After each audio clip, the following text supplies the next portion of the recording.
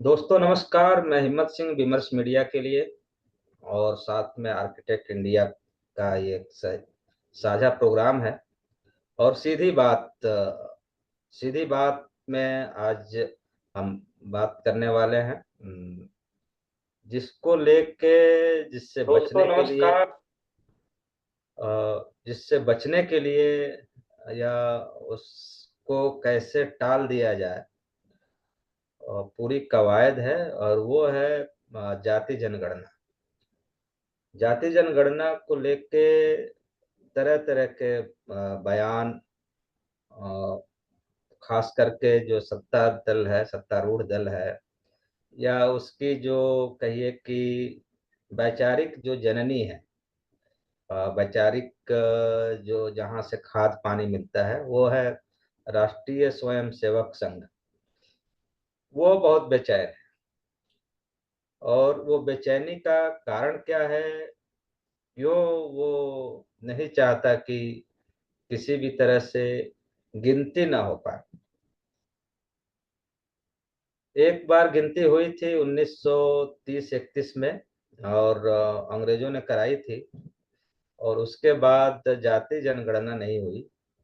जाति के नाम पे केवल और केवल एससी और एसटी की गणना तो होती हुई दिखती है। इवन माइनॉरिटीज की गणना होती दिखती है। लेकिन बहुसंख्यक जो हिंदू समाज है, उसकी उसकी गणना कहीं नहीं दिखाई देती है। उसमें भी जो सबसे ज्यादा बड़ी संख्या में जो सामाजिक समूह है, वो है ओबीसी का।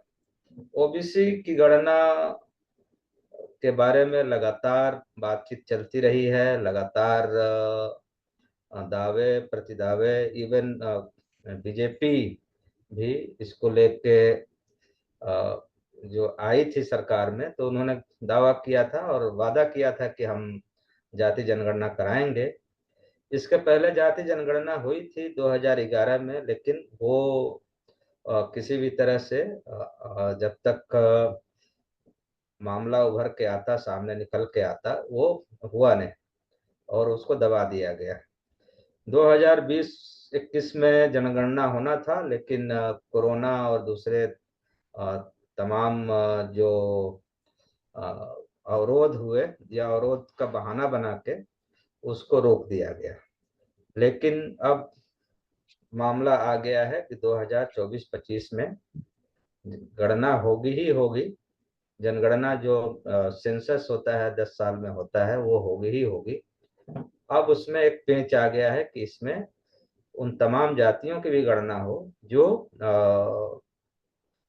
एक सिरे से गोल मोल करके उनको गायब कर दिया जाता है। और इसके साथ साथ एक बड़ी आइडेंटिटी के साथ जोड़ के उनके तमाम हक हकूक या अधिकार, या उनके जो साधन संसाधन पे जो उनकी जो भागीदारी है, उसको एक सिरे से गायब कर दिया जाता है। इन्हीं सब सवालों को लेकर हमारे साथ सुप्रीम कोर्ट के वरिष्ठ अधिवक्ता विजेंद्र कसाना जी हैं। और उससे ज्यादा इनका जो परिचय है, वो अधिवक्ता से ज्यादा एक राजनीतिक सामाजिक एक क्रांतिकारी की भूमिका में उनकी एक लगातार विमर्श वो करते रहे हैं। तमाम तरह के जो उनकी वैचारिकी है, वो आज लगातार बहुत मुखर होके इस जाति जनगणना को लेके वो काफी मुखर होके सामने हैं। उनके सोशल मीडिया पेज पे आप देख सकते हैं कि लगातार वो हमलावर रुख अपनाए हुए हैं और कह रहे हैं कि इसको कोई रोक नहीं सकता। तो स्वागत है कसाना साहब आपका। आखिर आरएसएस क्यों नहीं चाहती है जनगणना कराना, और भी जाति जनगणना कराना?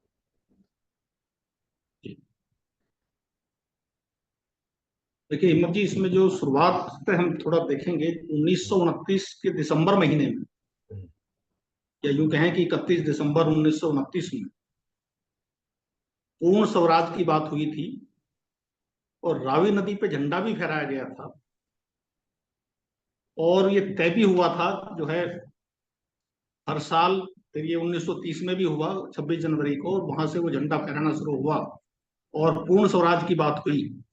और जो पूर्ण स्वराज है उसको हम एक नजर देखें, उसके माने था कि secure a large and truly effective representation of the pupil and large control over the financial and executive administration of the country। बहुत खुल्लम खुल्ला ये बात कही गई कि ट्रूली इफेक्टिव रिप्रेजेंटेशन, ये शर्त थी मुल्क की आजादी में। लेकिन उस पे अब देखेंगे, नेहरू जी का एक वक्तव्य यहां मैं कोट करूंगा। वो बोला करते थे कि मैं सोशलिस्ट हूं, मैं रिपब्लिकन हूं, और एक जगह बहुत अंग्रेजी में उनका उसका हिंदी तर्जुमा है ये, और मैं राजा और राजकुमार में भरोसा नहीं रखता, या वह आदेश जो आज के आधुनिक राजा जिनको उद्योगपति बोलते हैं और जो नागरिकों पे राजा से ज्यादा कब्जा रखते हैं, पावर रखते हैं। तो यहां से बात शुरू होती है, जिन शर्तों पे कांग्रेस ने इस मुल्क में सियासत ली, क्या लोग उस वहां तक अपने अधिकार ले पाए? इससे बात शुरू करने से पहले सेंसस से एक बात कहेंगे, क्या इस देश की संसद के दरवाजे इस मुल्क की सारी कौमों के लिए खुले हैं? अभी बहुत बड़ी तादाद में बहुत कौमों ने इस मुल्क की संसद को 78 साल में देखा ही नहीं है। उनकी आजादी कहां है? मैं एक बात कोट करूंगा, राजस्थान में जब ये गुजर आंदोलन चल रहा था तो उसमें चोपड़ा कमीशन की कुछ एक रिपोर्ट आई थी, उसको पढ़ के ताज्जुब हुआ। जो कौम मजबूत है वो तो आंदोलन कर लेंगी, लेकिन कमजोर कौम कहां जाएंगी? राजस्थान में उस वक्त, बाद का तो मुझे नहीं पता, 22 बिरादरी ऐसी थी जिनका स्टेट लेवल के एग्जाम में एक भी अधिकारी नहीं बना उस वक्त। ये कब का रिपोर्ट है ये शायद 2005 की रिपोर्ट है। 2005 की? अच्छा। उस वक्त तक 22 बिरादरियों में कोई पीसीएस आदमी राजस्थान में बना नहीं था। वो कहां जाएंगे? इसी तरह जो एससी कम्युनिटी का दिन भर डंका बजता है, ऐसी बिरादरी इस मुल्क में बहुत हैं जिन्होंने संसद का दरवाजा नहीं देखा। वो कहां जाएंगे? आजादी आई किसकी? अब अगली बात आती है, जब आप पूर्ण स्वराज की बात करते थे और इफेक्टिव रिप्रेजेंटेशन की बात भी करते थे, उसके लिए जरूरी था, चाहे जो परिस्थितियां ब्रिटिश टाइम में रही हों, लेकिन सेंसस हुई थी। बहुत 1882 से शुरू हुआ क्रियाकलाप और वो 1931 तक चला। बाद में जो है अगले में फिर विश्व युद्ध और दूसरी समस्याएं आई और वो बात अटक गई। लेकिन यहां एक बात हम कहेंगे कि जो अपने आप को रिपब्लिक, सोशलिस्ट और फला फला बोला करते थे पूर्ण स्वराज की बात, और ये बात यही नहीं खत्म होती। पूर्ण स्वराज की जितने भी कांग्रेस के अधिवेशन हुए उन सब में बहुत ताल ठोक के पूर्ण स्वराज की बात होती। अब सवाल यहां ये उठता है कि पूर्ण स्वराज आखिर था किसके लिए? उसका एक नमूना आप देखेंगे, इस सारी व्यवस्था का बेड़ागर्क किया कांग्रेस ने। बीजेपी को हम दोष नहीं देते, पिछले 10-12 साल से हैं, लेकिन एक आंकड़ा आप देखिएगा, इस मुल्क में बहुत जिद्दोजहद के बाद सेंसस की बात हुई, कांग्रेस की सरकार थी, सबको याद होगा, और संसद के पटल पे भारत के प्रधानमंत्री ने, जो मनमोहन सिंह जी थे, ये वादा किया था कि हम सेंसस कराएंगे, और फिर वो वादे से मुकरे। मैंने पहले भी टीवी पे भी शायद ये बात 2 बार लोकसभा टीवी पे बोली है कि यदि मनमोहन सिंह दुनिया के किसी अलग मुल्क के प्रधानमंत्री होते तो जेल जाते। पटल पे वादा करने के बाद प्रधानमंत्री यदि मुकरता है उसको जेल जाना चाहिए, लेकिन वो मुकरे। और जितने झूठ, जितने तमाशे कांग्रेस उस जमाने में कर सकती थी, कभी ग्रुप ऑफ मिनिस्टर्स की मीटिंग, कभी फलाना कमेटी, फलाना कमेटी। एक कमेटी के तहत हम भी उन दिनों मनमोहन सिंह जी से मिले थे, और उस मीटिंग में बहुत खुल्लम खुल्ला बात हुई थी कि साहब इसमें जो है एक कॉलम आप जोड़ दें। यानी यहां तक बात आ गई थी जब सारी सहमति बन गई कि जो जनरल सेंसस है उसमें एक कॉलम आप जोड़ दें तो आपका जो बहुत बड़ा रुपया इस मुल्क में अलग से कराने का खर्च होगा वो बच जाए। वो 10-20 हजार करोड़ रुपया था, बहुत बड़ी तादाद उस पैसे की थी। लेकिन अकेले इस बात पे कांग्रेस ने सहमति नहीं बनाई। अब उसका एक नमूना देखिएगा, उससे परिस्थितियां पहुंची कहां है। एक आंकड़ा, हिंदू अखबार जो इस मुल्क का सबसे प्रतिष्ठित अखबार है, उसका एक आंकड़ा छपा है, और उस आंकड़े ने सबकी कलाई खोल दी। कांग्रेस की बीजेपी की सरकार कब आई? बाद में आई ना, अभी तो 11वां साल चला है। नहीं, उसके पहले 2007 से वाजपेयी की भी सरकार थी। थोड़े दिन की रही जी, बिल्कुल। छह लेकिन साल ये की जो रही। आंकड़ा है, ये कुणाल शंकर ने हिंदू अखबार में ये लिखा है कि जो भारत की एग्रीकल्चर में जो सबसे प्रतिष्ठित संस्था है रिसर्च वगैरह, ICAR, Indian council of agriculture research पे जो काम करती है, 2007 से लेके अब तक 2700 सीनियर वैज्ञानिकों की भर्ती हुई। अभी पब्लिक डोमेन में चर्चा है कि आईएएस की लेटरल एंट्री होती है। और उस मक्कारी का एक मिसाल देखिए, जब मंडल की बहस हुआ करती थी तो सारे देश में चर्चा थी कि जो बहुत प्रतिष्ठित संस्थान हैं या जो रिसर्च के पोस्ट हैं उनमें आरक्षण नहीं होना चाहिए। सारे देश में ये बात कही जाती थी। लेकिन 2007 से लेके अब तक आईसीएआर के 2700 सीनियर वैज्ञानिक की भर्ती बिना एग्जाम के की गई लेटरल एंट्री से। आईएएस तो है ही है, और उसमें बड़ी बात यह है कि 2700 में से इस मुल्क की बेईमान सरकारों ने, चाहे कांग्रेस हो, चाहे बीजेपी हो, अटल बिहारी की सरकार हो, चाहे मोदी की सरकार हो, इन सब ने मिलके इस मुल्क में एससी, एसटी और ओबीसी के 1350 सीनियर साइंटिस्ट के पदों पे खुल्लम खुल्ला डकैती डाली। ये रिकॉर्ड पे है, ये हिंदू अखबार में। एकदम आप सही कह रहे हैं, लेकिन ये जो जो जिस जो सेक्शन है समाज का, जो हिस्सा है, जो कौन इस जाति जनगणना से बेचैन है, तो वो तो चाहे कांग्रेस में हो, चाहे बीजेपी में हो, या इवन किसी भी पार्टी में होगा, तो वो तो बेचैन तो वो हर जगह रहेगा। कहीं ये केवल इन्हीं का तो वर्चस्व नहीं रहा है, जो नॉर्मली जिसको आरएसएस आज कह रही है कि हिंदू टूट खतरे में पड़ जाएगा और विभाजन होगा तो क्या होगा फलाना। तो सवाल हिंदू मुसलमान का नहीं है, हिंदू की हाँ। भावना देखिए। यहाँ हम्म। सत्ता चलाने में कांग्रेस ने हम्म। सेकुलर का एक पकड़ लिया फॉर्मूला, हम्म। उससे लंबे टाइम राज किया। भाजपा ने हिंदुत्व का पकड़ लिया, इन्होंने लंबे टाइम राज किया। अब मैं एक हम्म। आंकड़ा और पेश करता हूं हम्म। जो 1935 का है, जो बहुत चौंकाने वाला आंकड़ा है, और मेरे ख्याल मैं ही पहला आदमी हूं इस मुल्क में जो उस आंकड़े को लेके आया। एक कमिश्नर थे एससी समाज के, उन्होंने कोई रिसर्च की, ये उन्हीं की रिसर्च है, मैं उनका नाम भूल रहा हूँ, हम्म। और वो उस पर एक किताब छपी। वो किताब किसी बहुत देश की प्रतिष्ठित लाइब्रेरी में थी। तो हमारे एक परिचित ने उसको पढ़ा और उसने वो आंकड़े मुझे भेजे। तो जब वो, मैंने कहा ये किताब जरा ले लीजिए, यूनिवर्सिटी से देख लेते हैं। तब तक वो किताब यूनिवर्सिटी से गायब कर दी गई। फिर अच्छा। वो पूरे मुल्क में कहीं किताब नहीं मिली। हम्म। मैं 1 महीने तक पूरा लगा रहा, दिन रात के उस आदमी को तलाशा जाए जिसने ये लिखी है। हम्म। फिर इनकम टैक्स के बहुत सारे सीनियर जो कमिश्नर थे, मेरे कुछ साथी भी थे उनमें, उनसे मैंने कांटेक्ट बढ़ाया। 1 महीने की रिसर्च के बाद ये पता लगा कि वो आदमी गाजियाबाद में रिटायर होकर रहते हैं, कमिश्नर साहब। अच्छा। मैं उनके घर गया और हम्म। मैंने उनसे रिक्वेस्ट, साहब वो किताब मुझे दे दीजिए आप जिसमें ये छपा है। हम्म। तो उसने कहा नहीं, हम आपको गिफ्ट करते हैं। मैंने नहीं, आपने मेहनत की है। तो मैंने उनको जबरदस्ती पैसा उसका दिया, जो उसका की। अच्छा, मिल गई। वो आकर, जी जी, वो यहीं की वैशाली में शायद रहते थे। मैं अब उनका नाम भी भूल गया, और वो किताब भी मेरे पास थी, कोई ले गया वो, लेकिन हम्म। वो आंकड़ा मुझे याद है नहीं, 1935 में। किताब को तो रखना जरूरी है, बहुत मजा। नहीं, वो किसी साथी ने पढ़ने को लिया था, लेकिन कोई कोई ले गया कुछ। चलिए ठीक है। और कोई मतलब अपना कोशिश एफिलिएट करिए, साथी मुझे तो था। लगता है कि फिर से जहाँ गए थे उनसे एक बार फिर से और मिलिए। मैंने और पब्लिक डोमेन में ये बहुत छापा था, इसको बहुत सारे हम्म। आर्टिकल में छापा, लोकसभा जी टीवी जी। पे बोला। उसमें ये था कि 1935 में इस मुल्क में कायस्थ 35% अच्छी पोस्ट पे थे। हम्म। मुसलमान भी 35% टॉप पोजिशन पे। जो SC ST समाज है उस जमाने में वो 0%, नगन होगा, 1 से कम रहा। हाँ। भारत का ईसाई 15% था। जो ओबीसी है, जिसपे मंडल के बाद बहुत डंका बजा, और मंडल के जो एक्टिविस्ट थे वो भी इस बात को गंभीरता से नहीं समझ पा रहे।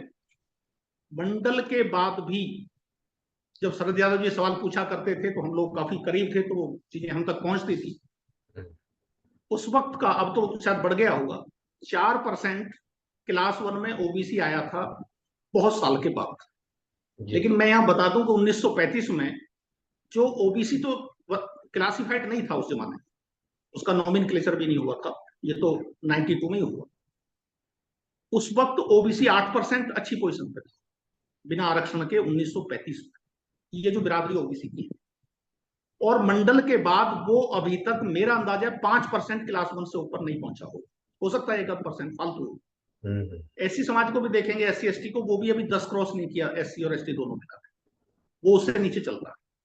तो मंडल और एससी एसटी जो 1950 से लागू हो गया, इन सब की अभी तक पोजीशन इतनी खराब है।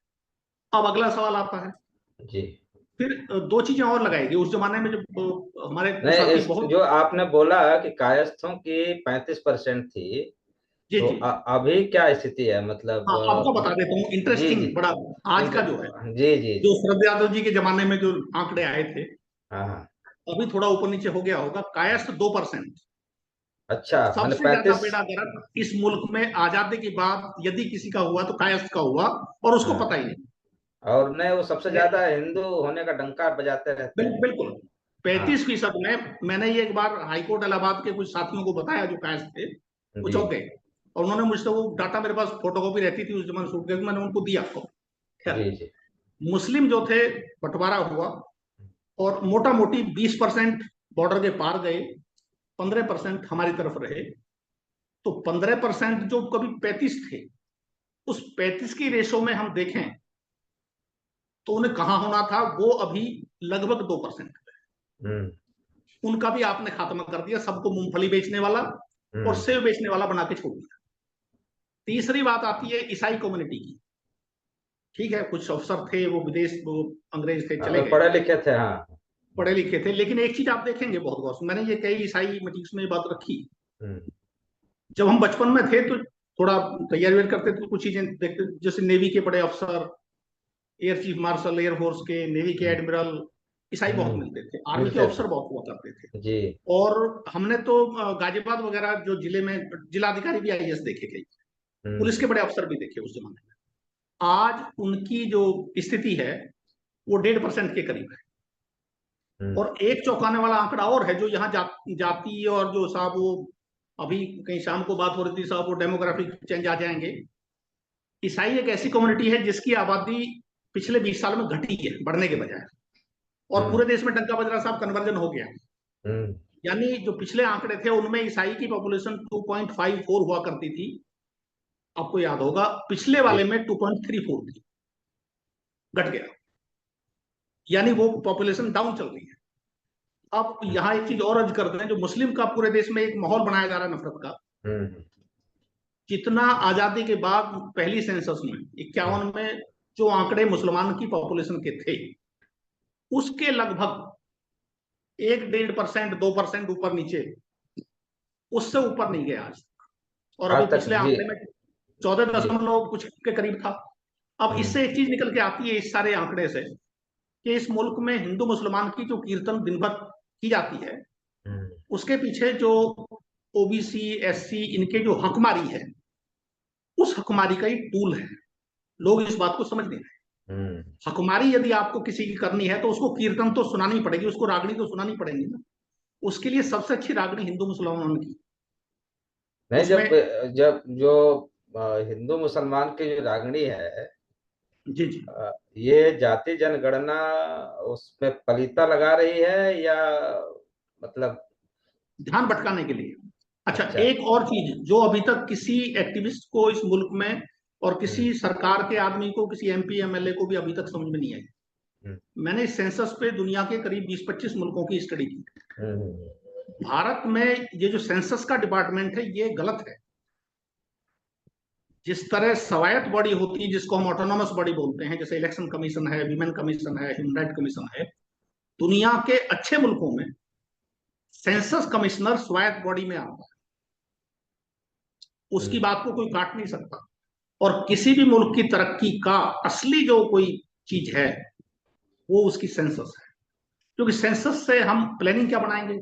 ये जो भारत का प्लानिंग कमीशन है, जिसको अब नीति आयोग कहते हैं, इससे बकवास, इससे घटिया डिपार्टमेंट। यानी नीति आयोग में ये गधे बैठ के, जब इनके पास डाटा नहीं है, तो ये गधे हम्म प्लानिंग क्या करते होंगे। एक हम्म सोचने की बात है। कि आप डाटा तो इकट्ठा नहीं करेंगे और नहीं दिन भर प्लानिंग करेंगे, तो आप वो प्लानिंग किसके कर रहे हैं? एक तो बात। दूसरा वो मैं तो यार एक मतलब बताऊं तुमको। उनको तो मालूम है कि हमें कुछ मुट्ठी भर लोगों के लिए प्लानिंग करनी है, तो वो करते हाँ, हैं। ये ऐसा लगता है कि शायद वो 2-4% के लिए प्लानिंग करने पे लगे हुए हैं, और सारे हाँ। जो एसेट्स हैं हमारे, सारी सुविधाएं हैं जी हमारी, जी। वो ले रहे हैं और प्लानिंग किसी और की कर रहे हैं। किसी वो और की हमारी तरह। प्लानिंग नहीं कर रहे हैं। ये जो नहीं भारत का प्लानिंग कमीशन है, नीति आयोग है, ये हमारा नहीं है। जी इस जी मुल्क जी। के SC ST OBC माइनॉरिटी का ये नहीं है। जब हम्म। हमारा डाटा आपके पास 78 साल में नहीं है, तो हमारी हम्म। प्लानिंग कहाँ गई? एक कहाँ गए? बात। जी। दूसरा सवाल ये आता है, जब बाकी मुल्कों को हमने अध्ययन किया और वहां वो स्वायत्त बॉडी के रूप में है, भारत में वो गृह मंत्रालय के अधीन है, इसका मतलब तो गृह मंत्री की चलेगी। हम्म। सेंसस कमिश्नर एक मोहर हो गया, और भारत में एक ही सेंसस कमिश्नर था जिसने इसके हक में लिखा कि सेंसस होनी चाहिए। वो मनी या कुछ नाम उसका था उस जमाने में। हम्म। उसने ये बात खाली कही, जी। और बाद में जितने भी कमीशन उनकी रिपोर्ट आई, सेंसस जो कमिश्नर, वो सब पॉजिटिव लिखते थे सारे भाई, ये होना चाहिए। हम्म। लेकिन उसके बावजूद भी कांग्रेस ने और बीजेपी ने, और उसमें मुझे आडवाणी का वक्तव्य याद है, उन दिनों आडवाणी गृह मंत्री थे। हम्म। उसका स्टेटमेंट है कि सेंसस का तो सवाल ही नहीं उठता, ये इन्वर्टेड कोमा में, ये अच्छा। आडवाणी गृह मंत्री ने बोला कि सेंसस का तो भारत में मैंने सवाल ही नहीं उठता। कास्ट ये सेंसस की बात। उन्होंने स्टेटमेंट था संसद का।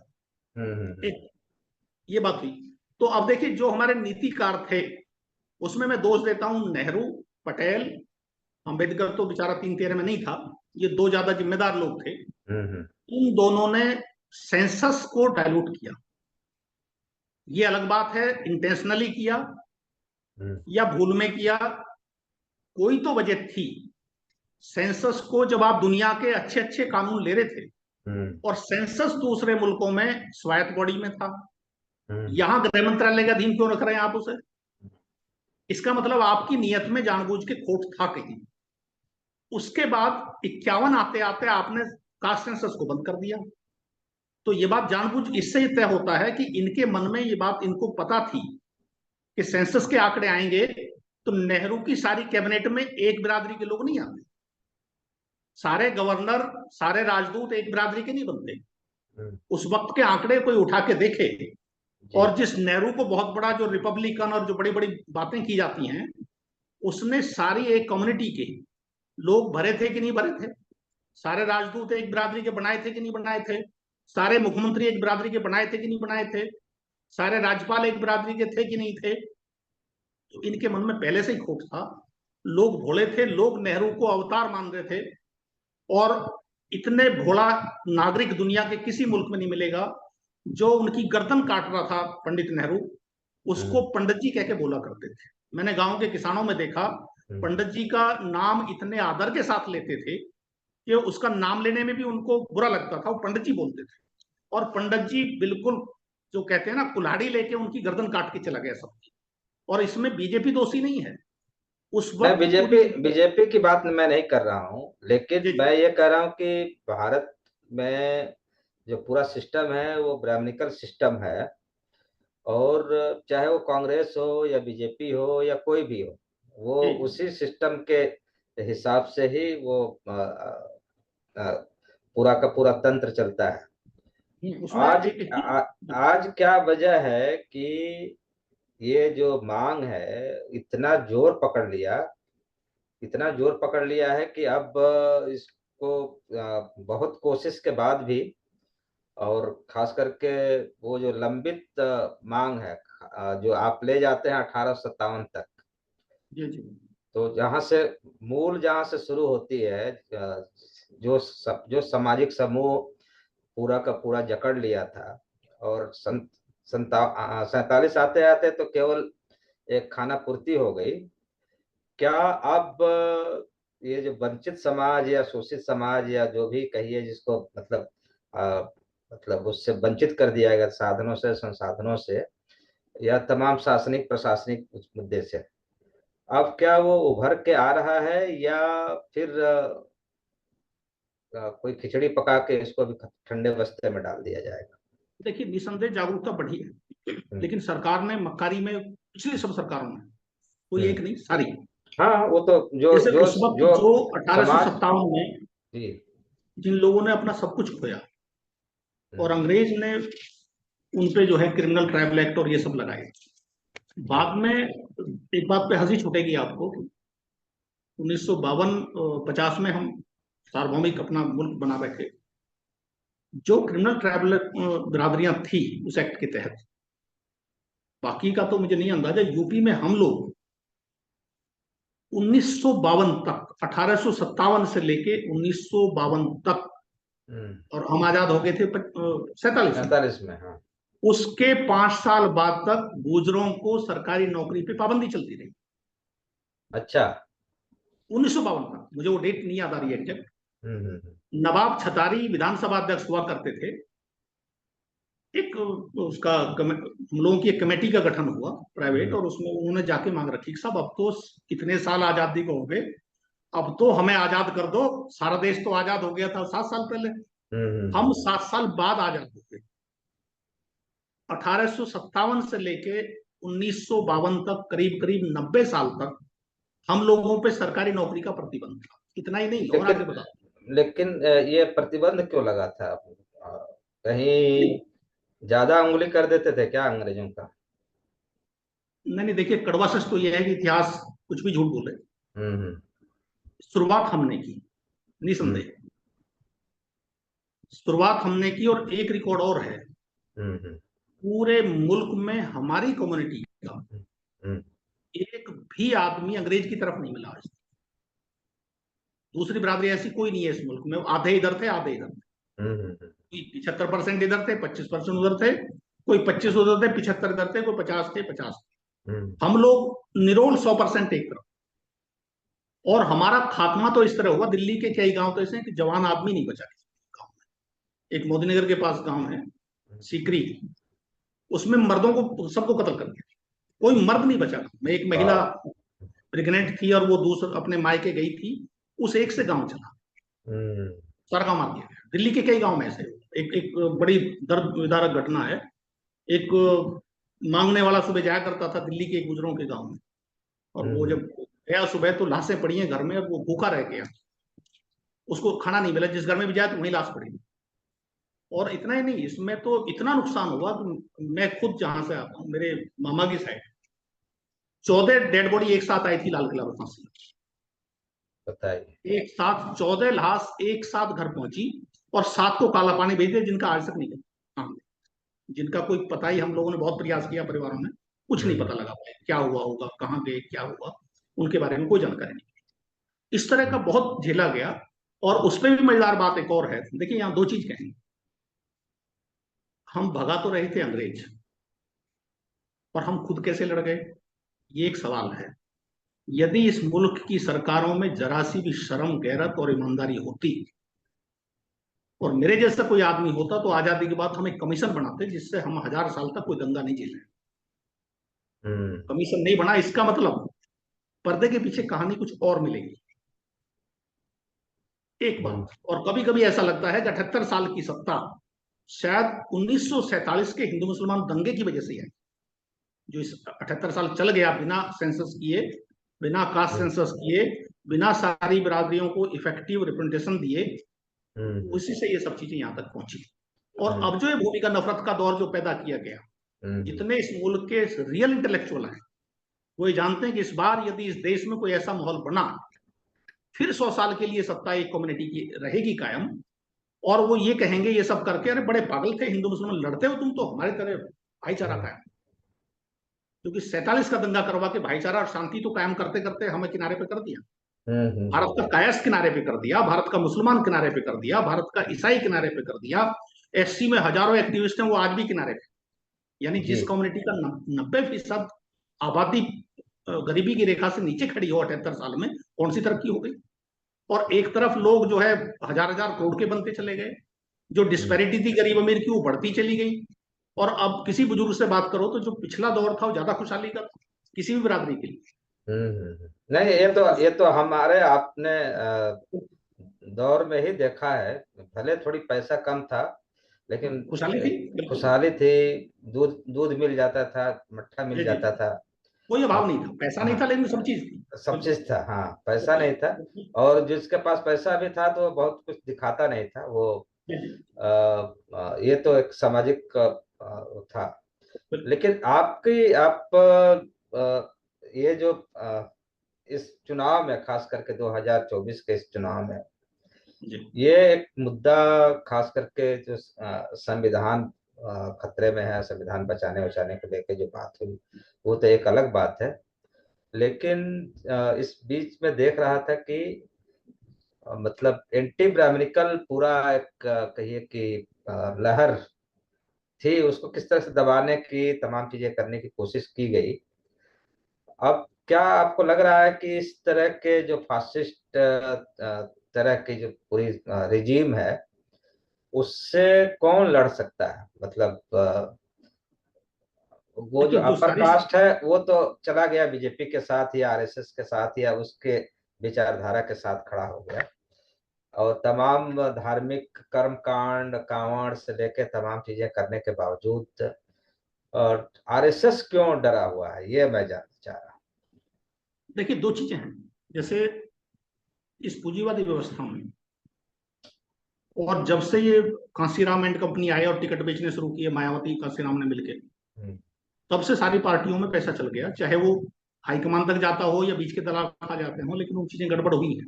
हम्म। उससे क्या होगा कि हर बिरादरी का जो मजबूत स्तंभ है वो सत्ता के साथ है, हम्म। और प्रतिनिधित्व वही करता है संसद में। तो वो कहीं दोगला है। शाम को जाके तो बिरादरी की बात करेगा जब वो किसी ब्याह शादी में जाएगा या फंक्शन में जाएगा, और संसद में जाके उनकी बात करेगा। तो ये जो दोगलापन है इसने बहुत नुकसान किया। अब जी। उसका एक और कमाल देखिए, लालू वगैरह को आप घनघोर दूसरे पक्ष का कहते होंगे, लेकिन लालू ने राज्यसभा में गमछा वाले पंडित जी को भेजा। हम्म। अखिलेश को आप समझते होंगे साहब वो शुद्ध रहे और गंगा जल से घर धुलवा दिया। हम्म। उसने एक पांडे जी को अपना अपोजिशन लीडर बनाया। तो ये छदम खेल है। एक हम्म। तीसरा है जयंत, जो लंबी चौड़ी बातें हाँकता था किसानों के लिए, वो कहाँ मिला? हम्म। हम्म। चौटाला का पोता, वो लड़का कहाँ, भतीजा कहाँ मिला? हम्म। देवीलाल कल आरएसएस के साथ ही हुआ करता था। हम्म। चरण सिंह ने भी आरएसएस के साथ मिलकर सरकार बनाई। जी। वो जो एक छदम खेल है, उस छदम खेल से जो आम जनता है उसका इफेक्टिव प्रभाव संसद तक नहीं आ रहा है। जो पूंजीवादी व्यवस्था ने, जो ताकतवर लोग हैं हर समाज के, जैसे मैं हम्म। गुजरों की बात करूं, गुजरों में जो आज सांसद हैं वो हम्म। सब 1000 करोड़, 500 करोड़, 1500 करोड़, 2000 करोड़ के लोग हैं। लोग हैं और सब बीजेपी के साथ खड़े हैं। नहीं, वो जब कल कांग्रेस आएगी तो उसके साथ में मिलेंगे और कांग्रेस उनको टिकट भी देगी। जी जी जी। पैसे का ये इतना ताकत है। एक पैसे की अनपढ़, ताकत। जी। एक गुजर नेता नहीं। बिल्कुल अनपढ़ रहा जिसको हाँ हस्ताक्षर भी हाँ। नहीं आता, 4 बार एमपी रहा, जी जी वो जी। जहां खड़ा हो जाएगा वही उसको टिकट देगा। तो ऐसे नहीं, उसकी कोई शक्ल बढ़िया नहीं है। नहीं, समझ गया। लेन देन होता है, वो लेन देन जी। का सारा खेल है। और नहीं इसी तरह हर बिरादरी में हम्म। जो ताकतवर लेकिन लोग हैं। आरएसएस को क्यों तकलीफ है? जाति जनगणना से उसको क्या दिक्कत है? वो देखिए तो। सरकार बीजेपी की नहीं है, सरकार हाँ। तो आरएसएस की है। जी। और आरएसएस किसको प्रोटेक्ट करती है मुल्क में? कोई कमकल आदमी हो तो वो नहीं समझेगा, जितने अकलमंद लोग हैं मुल्क के सब जानते हैं कि 3% बिरादरी को बचाने के लिए एक संगठन बनाया गया। हम्म। अब उसमें फिर धर्म का लबादा और देशभक्ति का लबादा, वो तमाशा है पूरा पूरा। और फिर वो हम्म। किसी हिंदू की खाल तो उठेंगे ना कहीं अपने आप को दूसरे में समेटने के लिए, कहीं छिपाएंगे अपने आप को। हम्म। वो हरी घास में अपने आप को मिलाएंगे। अब हरी घास में मिलने का तरीका, यदि इस मुल्क में पाकिस्तान यदि अलग ना हुआ होता और मुसलमान 35% रहे होते, तो ये बिरादरी नमाज पढ़ रही होती हाँ, ताल आपने ठोक। ये आपने बोला था कि नमाज पढ़ रही थी। हाँ। ये सारे जो 3% वाले हैं सब नमाज पढ़ रहे होते। अब हम्म। चूंकि हिंदू मेजोरिटी में आ गया है, अब ये सब हिंदू बन गए हैं। हम्म। और कल कुछ और परिस्थितियां बदली तो ये औरंगजेब के जमाने में कुछ और बनते थे। हम्म। तो ये घास की जैसी घास होगी जंगल में, उसके अनुरूप रूप बदलते रहेंगे। हम्म। और वो रूप बदलना जो है उसका एंटीडोट नहीं बन पा रहा कोई। उसके जो, जैसे उसकी दवाई बनती है अलग अलग, हम्म। हम्म। तो आरएसएस की दवाई इसलिए नहीं बनती है कि उसमें वो दुमुहा उनका सिस्टम है। उनका अध्यक्ष बोलेगा सेंसस होना चाहिए, दूसरा बोलेगा नहीं होना चाहिए। हम्म। एक आदमी मुसलमान की तारीफ करेगा, एक मुसलमान को टॉर्चर करेगा। टॉर्चर वो करेगा। दोनों तरफ चलते हैं। और हम्म। उनका मेन काम है गुमराह करते रहना। ऐसी कांग्रेस भी करती थी। कांग्रेस का एक उदाहरण बताएं आपको, जो बहुत कम लोग जानते होंगे। जो आईएएस का इंटरव्यू होता है उसमें एससी एसटी के साक्षात्कार अलग दिन होते हैं, जनरल के साथ नहीं होते। अच्छा। और हमें ये जिज्ञासा हुई है कि ये खेल हुआ शुरू कैसे? हम्म। यानी इतनी नफरत क्यों है कि उनके साक्षात्कार भी एससी एसटी के विचारों के अलग हो जाएं? जब ओबीसी लागू नहीं था, तो हम लोगों ने मैं एक आरटीआई लगाई। हम उस जमाने में बहुत कम 1800 आरटीआई के जमाने में हम लोगों ने ठोकी थी। अब लगाइए अच्छा। 1800 आरटीआई में कमरा भर जाएगा देखने में, हम्म। तो काम बहुत किया। तो उसमें एक आरटीआई में यह है कि इंदिरा गांधी जी के टाइम में ये खेल खेला गया। जिसको ये कहते हैं कि जो बहुत ईमानदार, और जिसके भाषण सुनेंगे आप, वो भी दो मुही झूठी थी, नहीं, वो तो हम अलग उन पर भी जा आरएसएस ही की नहीं तरह। रहा। हाँ, जा ही नहीं रहा। मेरा यह है कि एक खास हिस्सा समाज का जो हमेशा वर्चस्व बनाए रखा, वो अक्रॉस द पार्टी या अक्रॉस द तमाम चीजें, वो सबसे नहीं, वो ज्यादा। अकेला आरएसएस नहीं है, अकेला नहीं, आरएसएस नहीं है जो। उसमें आरएसएस नहीं है। कांग्रेस भी उनका पर्दे के पीछे समर्थन करती है। वो एकदम वही कह रहा हूँ, तो जब वो। कभी आरएसएस कमजोर होगा तो कांग्रेस के लोग उठ के, आपको याद होगा 155 सांसद आए थे बीजेपी में पिछली बार, कांग्रेस से आए थे। तो हम तो जी। बोलते हैं मजाक में, जो उधार लिए थे उन्हें हम्म वापस कर दो। हम्म और एक दिन देखना, जब कांग्रेस आएगी हम्म तो बीजेपी के आधे टूट के जो आरएसएस के भी हैं वो भी पाला बदलेंगे। जो बिहार का एक हुआ करता था एक सांसद, वो पहले हम्म कॉमरेड बना, फिर कांग्रेस का बना, फिर वो हम्म, बीजेपी का बना, जी जी। बनेंगे। वो एक समस्या है। तो हम्म कहने का मतलब है कि सिद्धांत विहीन सिस्टम है भारत का। यहाँ की हम्म राजनीति सिद्धांत विहीन है। ये ना हम्म, तो लोकतांत्रिक है, ना ये किसी और, ना ये समाजवादी है। जी। ये ये मौका परस्त है।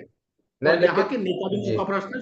उस मौका परस्त से जो हम्म, यहाँ की मेजोरिटी है वो घाटा उठा, तो वो जी उसकी जी। बात कोई करता नहीं है। जो हम्म, ताकतवर लोग हैं वो सत्ता के साथ चले जाते हैं, और फिर जी। वो ताल ठोक के भी कहेंगे कि मैं तो किसान, अब जिस जयंत को कहें बीजेपी के साथ है, और बात किसान की करेगा। हम्म। अब देखिए, बेशरमाई भी और वो भी ताल ठोक के। नहीं, वो तो ये, पिटाई भी खाई थी, किसानों के हाँ, लिए रैली निकाली थी। बिल्कुल तो बिल्कुल। इस तो बचा दिया था। मैंने उसके कार्यकर्ताओं ने, नहीं तो बहुत बुरी तरह से मार खाता। वो देखिए, ले- नेताओं में बेशरमाई भी ताल ठोक के है, हम्म। और सिद्धांत विहीन है, तो एक समस्या है। नहीं, लेकिन एक चीज मैंने अभी नोट कर रहा हूँ कि राहुल गांधी अब जी एक चैंपियन के रूप में उभर के आ रहे हैं। जी जी। इवन कांग्रेस के अंदर भी मतलब बहुत बड़ा एक कहिए कि क्योंकि उसी सिस्टम के लोग ज्यादा हैं, जिस हम्म, सिस्टम को आरएसएस कह रही है कि नहीं होना चाहिए, जाति की जनगणना होगी तो देश बट जाएगा, फलाना हो बिल्कुल जाएगा। बिल्कुल बिल्कुल। हाँ, उसमें बहुत सारे लोग हैं। जैसे मुल्क को जो टटीरी होती है ना हाँ जंगल में, हाँ वो हाँ हाँ। टटीरी रात में सोती है तो वो पैर ऊपर कर लेती है आसमान की तरफ। जी जी जी। किसी ने टटीरी से पूछा कि ये पैर ऊपर क्यों किए हुए हैं, बोलो नहीं, हाँ। आसमान गिर जाएगा ना, उसको रोक रहे हैं हम। जी तो जी जी। जैसे इस देश को यही रोके हुए हैं 3%, वरना तो ये हम्म। बिखर गया होता अभी तक। हाँ, तो ये जो जो ब्राह्मणिकल सिस्टम है, जिसको हम बार बार कहते हैं कि वर्ण व्यवस्था पे आधारित है, उसका हम्म, जो जान है कहीं जाति के अंदर, मतलब जाति व्यवस्था में है। यदि गिनती हो गई, थोड़ा बहुत गिनती हुई थी बिहार में, तो दूध का दूध, पानी का पानी आ बिल्कुल गया बिल्कुल। और ये हो गया। यदि कहीं ये ट्रिगर यदि दब गया है तो क्या रोकना संभव है क्या, मतलब या। देखिए, ये तो हम्म सेंसस तो होना ही है, और हम्म, उसके परिणाम स्वरूप जो होगा वो भी होना ही है, उसको कोई रोक अच्छा। नहीं सकता। हम्म। बिहार में आप देखें, एक जो दलाल है उद्योगपतियों का, क्या नाम है उसका, वो आजकल बिहार में क्रांति करने पे लगा हुआ है। अच्छा, वो किशोर दिल्ली से साहब, लेके बिहार ले गए। पीके साहब हैं। वो जो क्या है, वो जो प्रशांत किशोर। प्रशांत किशोर, जी जी। वो दलाल है। तो वो दलाल आजकल बिहार में केंद्रित है, हाँ हाँ बाहर नहीं जा रहा। जब से वो सेंसस आई है, हाँ हाँ। सेंसस के बाद वो फुल टाइम वहां देखे वो सिस्टम को हम्म अब बदलना चाहता है। हम्म, पहले वो केंद्रीय व्यवस्था को बदलना चाहता था, वो बिहार पे केंद्रित हो गया। जी जी जी। और देखिए, ये रुक नहीं सकता, हम्म। नहीं, इसमें बहुत ये सारे जो कानून हैं। आजादी के समय दो धाराएं थी। एक था कि भाई जैसे भी हो, हमको आजादी चाहिए और हम अपना स्वराज लेंगे और तमाम चीजें होंगी। वो जाति के सवाल को लेके, या तमाम जो उत्पीड़ित समाज है या वंचित समूह है, वो कहते थे कि वो बाद में हम सुलटा लेंगे। जी। तो क्या वो लंबित जो पूरा का पूरा एक क्रांति जो लंबित थी, अब उसका दौर आ रहा है? आपको क्या लगता है? देखिए, बदलाव आएंगे, लेकिन उसमें थोड़ा सा जनता में अभी थोड़ी सी जागरूकता की कमी है। जैसे हम्म जाति और कौम, हम्म। इसको मैं थोड़ा सा समझाने की जी। कोशिश करता हूँ। हाँ, जाति और कौम वाली भी थोड़ी बात करते हैं जी। जाति एक झूठा कंसेप्ट है। हम्म हम्म जाति कुछ होता नहीं है, और उसको वैसे भी हम्म क्लासिफिकेशन के अनुसार भी देखें मीणा मध्य प्रदेश में ओबीसी है, राजस्थान में ट्राइबल है, हम्म, गुर्जर हिमाचल में ट्राइबल है, हम्म, यूपी में ओबीसी है। हम्म।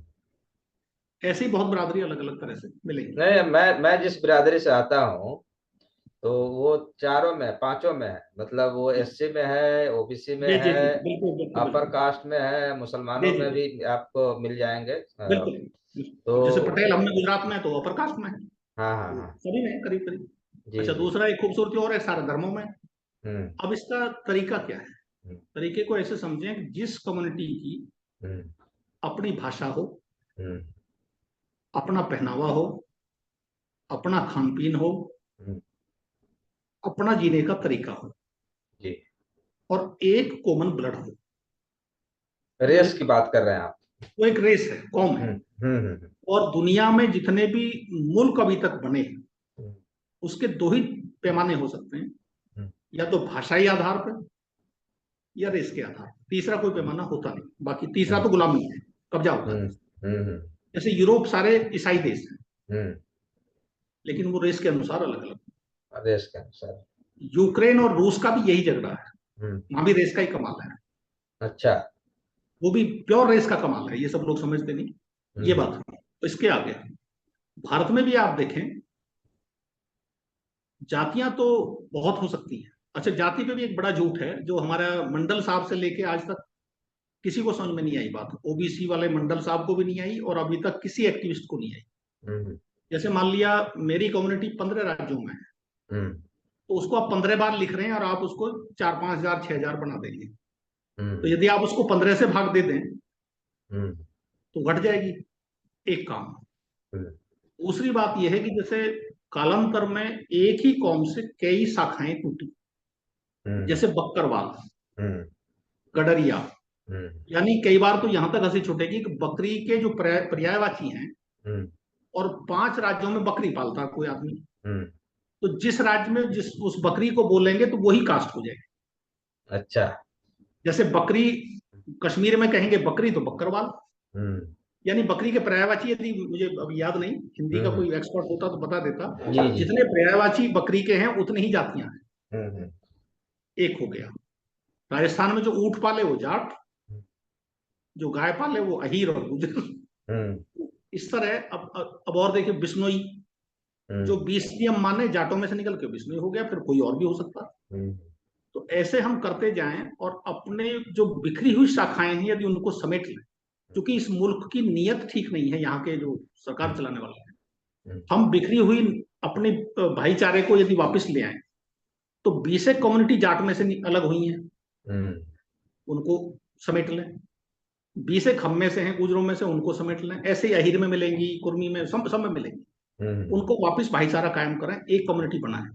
ऐसी एससी में जाएंगे, जो उनकी हजारों हो रही हैं, वो भी थोड़े से में आ जाएंगी।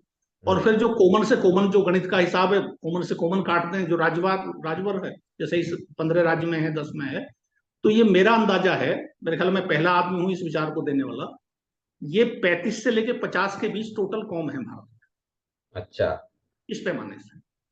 अब ये 35 से 50 हैं, तो अब इसमें बहुत सुंदर एक तस्वीर निकल के आएगी। देश बटेगा नहीं, देश अच्छा बनेगा। तो कहीं ये कोई यही डर तो नहीं है कि यदि जाति जनगणना हो गई और सब यदि समझ गए कि भैया हमारे लोग तो यहाँ भी हैं, वहां भी हैं, सब एकता बन जाए, वो तो भी ये। बनेगी, बॉर्डरों पे भी दिक्कत आएगी, बॉर्डर भी हाँ, सॉफ्ट होगा। हाँ। तो और कहीं एक काम जो। और होगा, अभी एक काम और भी होगा। हम्म, जो पता चल रहा है कि सेंसस बीजेपी कराएगी, हम्म, लेकिन गुजरों में 740 गोत हम्म, हैं, हम्म। तो गुजरों को 740 में बांट के कराएगी। 740 यानी जाति हम, हाँ। 740 जाति बना देगी।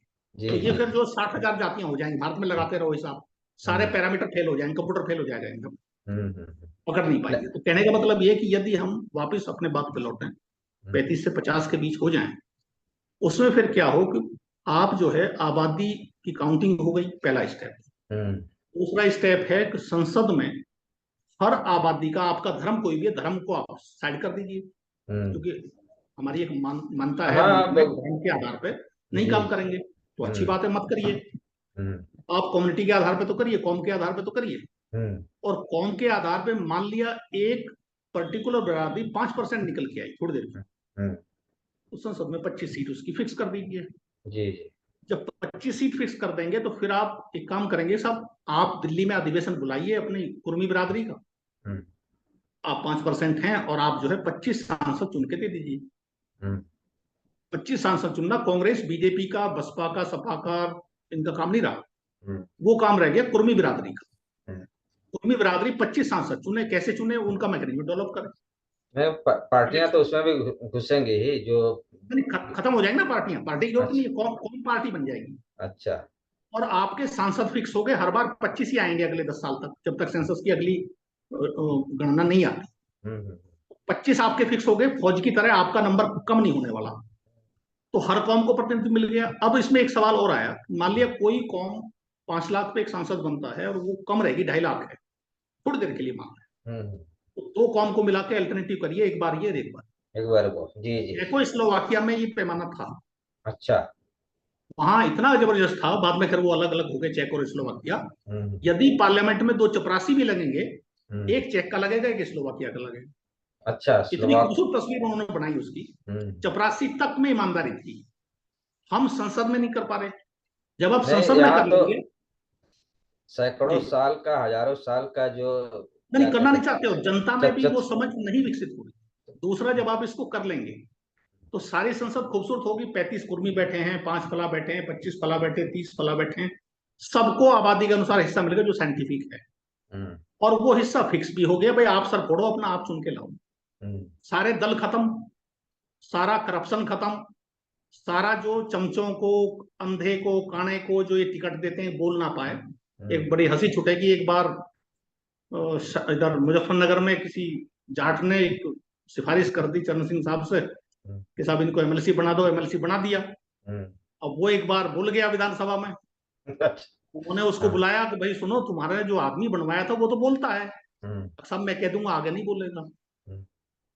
तो ये भी एक बात है। ये भी एक बात है जी ये जी। भी, और संसद में जो जितने एससी कम्युनिटी के हैं, कहना नहीं चाहिए, वो हम्म बोलते ही नहीं है। हम्म। वो ढूंढ के ऐसे को बनाते हैं जिसकी पूंछ नीचे करके उसमें एक कील भी लगा दी हो, वो जी पूंछ जी। 5 साल तक ऊपर नहीं करते, उनकी पूंछ हम्म। कील लग के नीचे रहती है। जी वो जी। अपना मलाई खाते रहते हैं, मौज उड़ाते रहते हैं, और वो बोलते नहीं कहीं। हम्म तो ये सब सिस्टम टूट जाए, ये दल खत्म होने होने चाहिए। हम्म। कम्युनिटीज का सभी का जो समानुपातिक हिस्सेदारी है वो संसद में फिक्स होनी चाहिए। जब वो संसद में फिक्स होगी तो फिर विधानसभा तक जाएगी, जब विधानसभा तक वो तो जाएगी तो फिर आपके जो। जो साधन संसाधन है, चाहे प्राकृतिक साधन हो या जो कृत्रिम संसाधन उस पर हो, भी बात आएगी, नेचुरल बात है। फिर आपके कोर्ट है, कचहरी है, बिल्कुल बिल्कुल। शिक्षा है, प्रशासन है, तमाम सब पे जगहों है। पे तो एक बहुत खूबसूरत गुलदस्ता बनेगा। तो बने बिल्कुल। लेकिन इस गुलदस्ता ना बने, इसके लिए कुछ जो जिनका वर्चस्व बना हुआ है, जो ओवर रिप्रेजेंटेशन है जिनका, नहीं, वो तो नहीं। मैं उनको दोषी दोषी नहीं मानता, वो तीन हम्म परसेंट है। हम्म हमारे सारे जो आदमी हैं, वही उनको ताकत देते हैं, हम्म। तो और वो वो तो अपने ताकत। समाज के साथ दोगलापन करते हैं। जी नहीं नहीं, अब वो तो तब होगा ना जब आप तो रियलाइज कर लिए, आप जी तो जी जी। समझ गए। हम्म। लेकिन ये इतना मकड़ जाल है कि आप कहीं भी जाएंगे तो किसी न किसी रूप में अंधविश्वास से लेके, ये से लेके, वो से लेके, परंपरा से लेके, तमाम चीजों का ऐसा मतलब नहीं, डाल उसमें दिया। दो दो चीजें हैं, एक तो धार्मिक मामला, हाँ हाँ हाँ। और जो दूसरा जो पूंजीवाद का असर, ये दोनों असर जो हैं, हम्म। उसकी कहीं और हो रही होती है, दिखा कहीं और रहे दिखा होते हैं। कहीं और रहते हैं ये एक समस्या बन है। तो आप जैसे जो कहिए कि जहीन सहीन लोग हैं जो समझ रहे हैं, अ, मुझे लगता है कि ये एक नए सिरे से एक समाज में चर्चा हो, परिचर्चा हो। अब देखिए, और कांग्रेस में राहुल ही क्यों हो, ये एक सवाल है, कांग्रेस नहीं, में राहुल ही क्यों हो। वो एकदम सही बात है। ये सब और खत्म हो जाएंगे जैसे ये हाँ, फोन मेरा की तो बात ये आएगी, कहना ये है सब कि राहुल को रियलाइजेशन हुआ है कि इस लेवल पे आके बोल रहे हैं, और पूरा मुखर होके बोल रहे हैं। इवन कांग्रेस को भी, जो पूरा उनका जो सिस्टम है, वो भी अब धीरे धीरे उनके पीछे चैनलाइज हो रहा है, वो एक अलग कहानी है। लेकिन ये तो पूरा का पूरा समाज का मसला है।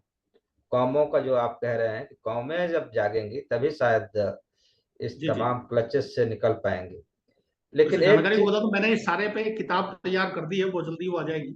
जी उसमें जी ये जी यही कौम और समाजवाद दोनों को मिला के कंसेप्ट डेवलप किया। जी जी। तो उसमें सब चीजें डिटेल में बताई गई। हम्म। तो ये जो मतलब समाजवाद के बारे में जो मार्क्सिस्ट थ्योरी है या मार्क्सिस्ट समझ है, या यूरोपियन एक स्टाइल का समाजवादी एक समझ है, उससे कितना अलग है या उसी का ही कुछ उसी का एक्सटेंशन है। जैसे उसी का यूरोप में एक्शन। क्या है कि एक मुल्क है, वो हम्म। एक ही तरह का है, एक ही नस्ल का है। जी जी हमारे जी। यहाँ ऐसा नहीं है। हम्म। तो हमने समाजवाद को भी लिया। समाजवाद भारत में फेल इसलिए हुआ हम्म। कि यहाँ हमने कौम के कंसेप्ट को नहीं पकड़ा। कौन और कौम कौन का कंसेप्ट भी फेल हो जाएगा यदि हम हम्म समाजवाद के कंसेप्ट को नहीं पकड़े। दोनों हम्म। को साथ लेके चलना पड़ेगा। जी।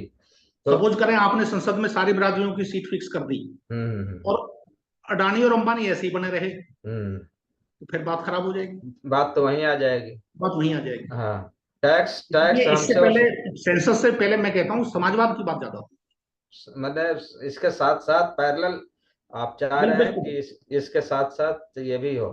बिल्कुल। एक बात और आ रही है कि इकोनॉमिकल सर्वे भी कराने की बात आ रही है कि कास्ट कास्ट सेंसस के साथ साथ इकोनॉमिकल सर्वे भी कराने की जरूरत है कि किसको कितना मिला इन 60-70 सालों में। तो क्या ये जो होना चाहिए बिल्कुल। हाँ हाँ हाँ।